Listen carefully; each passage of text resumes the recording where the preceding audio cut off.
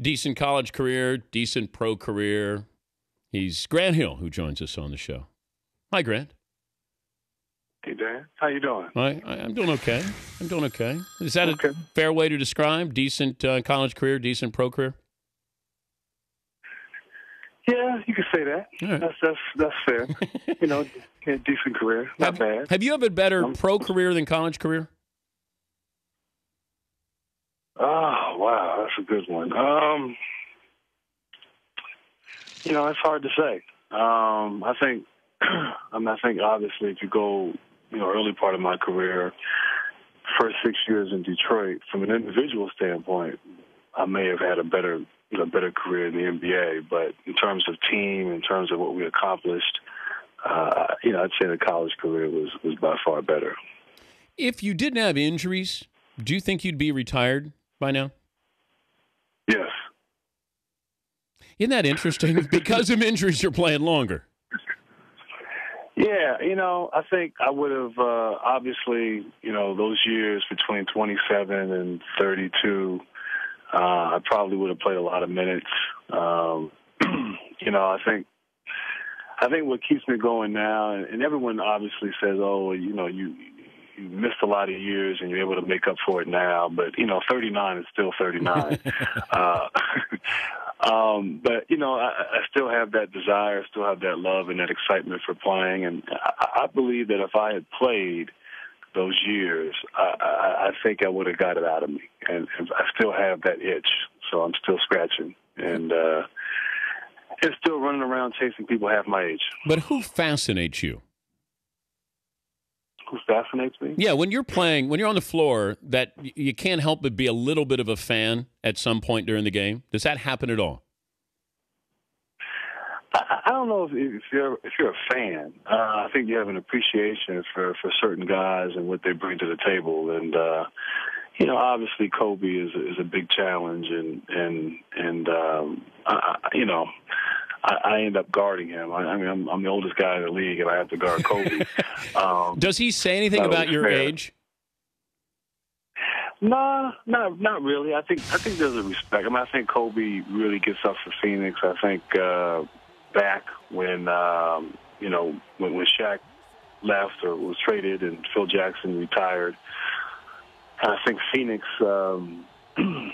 Phoenix really had their way with the Lakers, and I think some things were said by the fans back during that time. For whatever reason, he gets really up for the Suns, and unfortunately, I'm the one that has to deal with that. I told him that, look, I wasn't here when the Suns had their win with the Lakers, but he manages to still go out there and give his all. But, you do have an appreciation. I do guard a lot of people. My role has changed a bit. I'm a little bit more of a defensive stopper now. And the guy really doesn't have a weakness. You go into games against certain players and you have a game plan. You know their tendencies. They like to shoot, they like to pull up going to their left, like to get to the basket going to their right.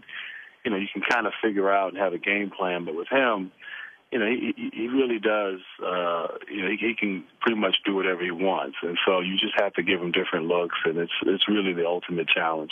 So I wouldn't say I'm a fan. I just say there's an appreciation for what he does, and I know that it's going to be a long night when you go up against Kobe. If you were starting your team, Kobe or Michael? Oh, man. That's a tough one. I'd say Michael. And just because he went to a school in the ACC, so I think it wasn't the right school, but it was the ACC. Okay, nevertheless. So what if I said Michael or LeBron? I'd say look, it's hard for me to give props to guys that are younger than me. So, LeBron and Kobe are great players, and really you can't go wrong with either one of those guys, all three of those guys. But obviously Michael. I think what he's done, Kobe's right there, but I have to give the edge to Michael. He's Grant Hill, the Suns forward, former Dookie. You got a documentary that you and Christian Laettner are executive producers on this. So what role did you play, and what did you want to bring out about Duke 91-92 back-to-back? Yeah, well, I mean, it was definitely a passion project, something that really we just started discussing about 2.5 years ago. For us, we realized that 20 years was approaching, and the opportunity to talk about, those teams and really the dynamics, the player dynamics, the relationships, the struggles we had, the adversity, the brotherhood, so all those things. And so, it was really a great moment in college basketball, I feel, and a lot of great teams. It was right before sort of the mad exodus of players leaving for the NBA. And so, I figured, hey, let's do it. If you don't do it at 20 years, then at some point you become irrelevant. So now's the time. And it was fun. It was fun to work with Christian and really just bring a lot of things that happened beneath the surface during those seasons, bring them to life, and to get participation from a lot of my teammates. And it really turned out to be a good story. Really focusing in on our relationships and the good times, the bad times, but how we ultimately created history and winning those back-to-back championships in the early 90s. Did you guys ever have fist fights in practice? Probably every day. People, I think people certainly have a perception of the team and sort of this straight-laced team and, follow Coach K, but we definitely have more of an edge about us than what people think, and it certainly comes across in the film. Christian was the captain, was the best player, was college basketball player of the year, but he provoked a lot, and we definitely get into that. And he, there was a fight, there was a slap boxing, there was some sort of event that happened to the team every day that year, and so, that was sort of the team, and that was some of the dysfunction that was there. As someone said in the film, we won in spite of Christian. But I think you really get an understanding for him and his personality and the personality of that team. And obviously having Coach K, great Hall of Fame coach who could keep us all in check and make sure that we focused at the task at hand. But yeah, we had some fights. We had quite a few. The special, the documentary, will air on True TV at 8 Eastern on Selection Sunday, talking about the Duke back-to-back titles. If you showed up for work and Steve Nash was not there, that he had been traded, how surprised would you be? I'd be shocked. No way he gets traded. I'm not Jimmy the Greek, thank God. But I don't see it happening. I don't see that happening at all. He'll retire. The NBA. Well, he's a free agent this summer, and so anything can happen, in the off season. But I think in terms of this year and getting through this season, I think he'll be a Phoenix Suns player, and I don't think management, ownership and management will make a move. And I don't think Steve's the kind of old school throwback kind of guy that, honors his commitment, and his commitment is his contract. And so I actually think he'll probably be here next year, to be honest with you. Could I score on Nash? I know you can shoot the ball. I don't know how you can move.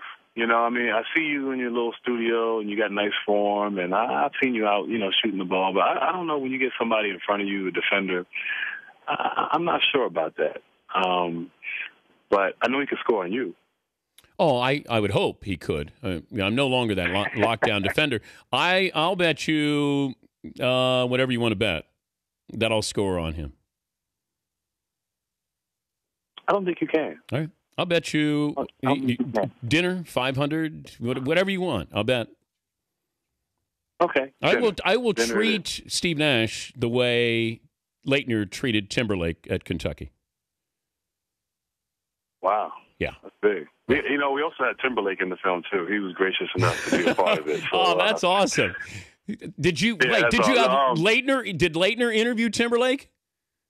No. But I had to call him and assure him that, look, we're not gonna, we want to get his side of the story. Oh, that's and obviously, yeah. So he was great to be a part of it. But that's awesome. Yeah, I bet you did. I don't think he could score on him. Oh, I don't think he could score on him. Fair enough. I mean, but you got to get Nash to do it. When he's putting his hair behind his ears, that's when I take off right by him and score. Take off? I don't know about take off. I could post him up. You could probably post him up. Yeah, I'm 6'3". A little bit of a size. Yeah, I'm 6'3". Yeah. But it'll cost you dinner. All right, we'll see. Right. So how many? I mean, is it just one chance, or do you have like 1 in 10 I get 10 tries. 10 tries against Nash. 10 tries. Yeah. All right, we'll have to make that happen. We'll have to make that happen. All right. Good luck with the documentary, and good luck rest of the season. Always good to visit with you, Grant. All right, Dan. Thank you, buddy. Thanks for having me. Grant Hill, Suns forward.